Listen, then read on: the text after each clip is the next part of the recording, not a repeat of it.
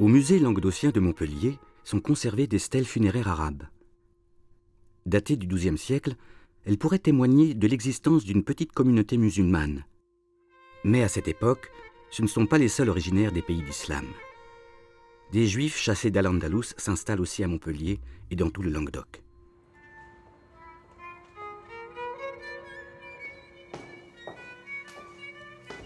C'était la rue centrale des Juifs au Moyen-Âge. Les Juifs étaient regroupés en deux quartiers distincts et ce bâtiment était l'espace cultuel hébraïque médiéval, la synagogue médiévale.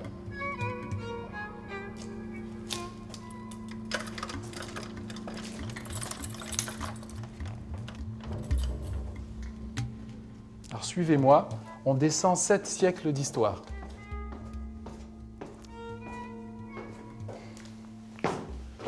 Donc effectivement, nous nous trouvons ici dans le bain rituel juif du Moyen-Âge, qui est daté des XIIe, XIIIe siècles.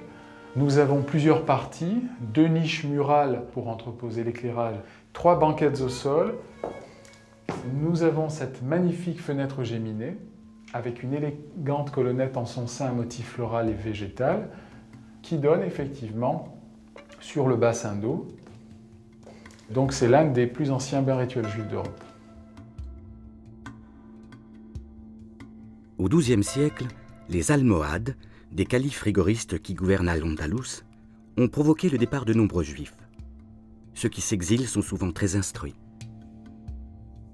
Et donc une partie de cet exil andalou arrive en Provence-Languedoc et vont mettre à profit les communautés existantes et le monde chrétien de leurs connaissances.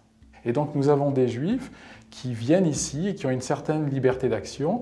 L'édit de Guillaume de 1181, quiconque, d'où qu'ils viennent, puisse enseigner la physique, c'est-à-dire la médecine à Montpellier. C'est Montpellier la tolérante. C'est les États-Unis d'Amérique avant l'heure. Peu importe ton origine, ce qui m'importe, c'est ta compétence. Des compétences comme celle des Thibons, un lignage de juifs languedociens qui pendant plusieurs siècles traduisent des ouvrages scientifiques arabes.